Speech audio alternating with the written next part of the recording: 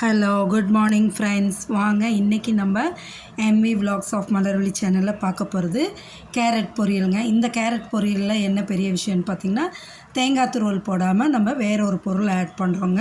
அவ்வளோ டேஸ்டியாக ஹெல்த்தியாக நல்லாயிருக்குங்க. அதாங்க வேர்க்கடலைங்க. வாங்க இப்போ எப்படி செய்யலான்னு வீடியோவில் போய் பார்க்கலாம் வாங்க. அதுக்கு முன்னாடி நம்ம சேனலை சப்ஸ்கிரைப் பண்ணாதவங்க சப்ஸ்கிரைப் பண்ணிவிடுங்க, லைக் பண்ணுங்கள், ஷேர் பண்ணுங்கள். பாருங்கள், இப்போ ஒரு வானலை வச்சு ஒரு 4 ஸ்பூன் வேர்க்கடலை எடுத்து போட்டு நல்லா வறுத்து எடுத்துருங்க. ட்ரை ரோஸ்ட் தான் பண்ணுறோங்க.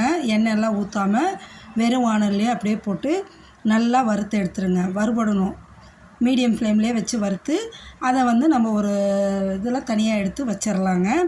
இதுதான் இதில் முக்கியங்க. ஏன்னா சிலர் இதை தேங்காய் போட்டு சாப்பிட மாட்டாங்க. எங்கள் வீட்டிலே தேங்காய் போட்டால் பொரியலுக்கு யாருக்கும் பிடிக்காதுங்க. அதனால தேங்காய்க்கு பதிலாக இந்த வேர்க்கடலை போடும்போது இன்னும் உடம்புக்கும் நல்லது தாங்க, ஹெல்த்தி தான். சரிங்களா?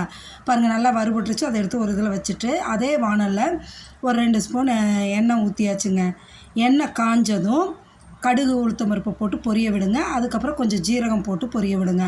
நல்லா அந்த கடுகு ஜீரகம்லாம் பொரிஞ்சு வந்ததுக்கப்புறமா கருவேப்பிலை பொடியை நறுக்கி போட்டுருங்க.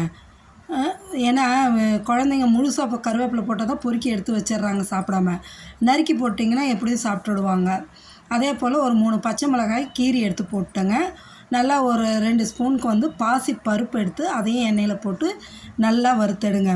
இந்த கருவேப்பிலை, அந்த கீரின பச்சை மிளகா, பாசி பருப்பு எல்லாம் நல்லா வறுபட்டு வரட்டுங்க. நல்லா வறுபட்டு வந்ததுக்கப்புறம் நான் பெரிய வெங்காயம் ஒன்று நறுக்கி வச்சுருக்கேங்க. அந்த பெரிய வெங்காயத்தை எடுத்து நறுக்கினதை போட்டுக்கலாங்க. நீங்கள் சின்ன வெங்காயம் வேணாலும் போட்டுக்கலாம், அது நம்ம சாய்ஸுங்க. நான் இன்றைக்கி ஆனால் பெரிய வெங்காயம் தான் போட்டிருக்கேன். சரிங்களா? நறுக்கினதையும் போட்டு நல்லா ஒரு 2 நிமிஷத்துக்கு வறுத்து விடுங்க. வதக்கி விடலாம். அந்த எண்ணெயிலே நல்லா வதக்கி விடுங்க. வதக்கி விட்டுட்டு கேரட்டு நம்மளுக்கு தேவையான அளவு, உங்களுக்கு பொரியலுக்கு எவ்வளோ தேவையோ அவ்வளவு எடுத்துக்கலாம். நான் இன்றைக்கி 3 கேரட்டு, மீடியம் சைஸ் கேரட்டு 3 எடுத்து தோல் சீவி நல்லா கழுவிட்டு தோல் சீவி பொடியாக நறுக்கி எடுத்து வச்சுருக்கேங்க. இந்த கேரட்டில் பார்த்திங்கன்னா பீட்டா கரோட்டின் நிறையா இருக்குங்க. இந்த பீட்டா கரோட்டின் பார்த்திங்கன்னா கண்ணுக்கு அவ்வளவு நல்லதுங்க. நோய் எதிர்ப்பு சக்தியும் கொடுக்கக்கூடியது. அதனால் முடிஞ்ச அளவு டெய்லியுமே குழந்தைங்களுக்கு ஏதாவது ஒரு வகையில் கேரட்டை சேர்த்து கொடுங்க, சாப்பிட வைங்க.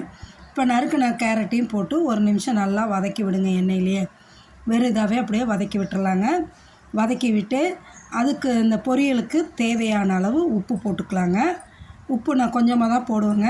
நீங்கள் உங்களுக்கு தேவையான அளவு உப்பு போட்டுக்குங்க. சரிங்க? நாங்கள் மேக்ஸிமம் எங்கள் வீட்டில் அரை உப்பு தான் எல்லாத்துக்கும் சேர்த்துறது.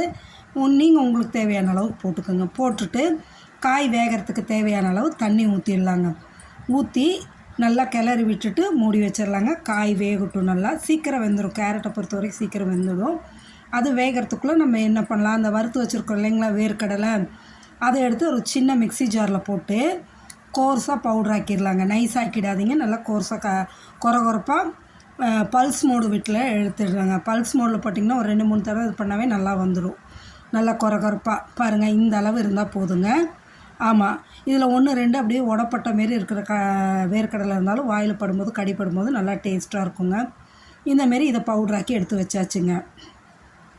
இப்போ பார்த்திங்கன்னா இந்த வேர்க்கடலை பவுடர் ஆக்கினதும் இங்கே பார்த்திங்கன்னா கேரட்டு நல்லா வெந்துருச்சுங்க. ஊற்றின தண்ணியெல்லாம் இதாகிடுச்சு பாருங்கள். இப்போ நீங்கள் என்ன பண்ணுவீங்க, தேங்காய் துருவல் போட்டு இறக்குவீங்க. நாங்கள் தேங்காய் துருவல் போடாமல் இந்த வேர்க்கடலை பொடியை இது பண்ணி வச்சுருக்கோம் இல்லைங்களா, அதை போட்டு அப்படியே கிளறி விடுங்க. ஃபுல்லாக நல்லா ஈவனாக கிளறி விடுங்க. இந்த 4 ஸ்பூன் வேர்க்கடலை இந்த பொரியலுக்கு ஓகேங்க. நீங்கள் வேணால் கூட்டியோ குறைச்சோ உங்கள் டேஸ்ட்டுக்கு தகுந்த மாதிரி போட்டுக்கலாம். இதை போட்டு நல்லா கிளறி விட்டுட்டு எடுத்து ஒரு இதில் ட்ரான்ஸ்ஃபர் பண்ணி வச்சிடலாங்க.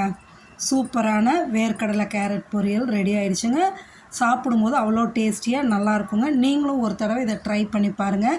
தேங்காய் துருவல் போட்டு செய்கிறதுக்கும் இந்த வேர்க்கடலை பவுடர் போட்டு செய்கிறதுக்கும் டேஸ்ட் டிஃப்ரென்ஸ் நல்லாவே தெரியுங்க. நல்லாயிருக்கும். டேஸ்ட் ரொம்ப நல்லாயிருக்குங்க.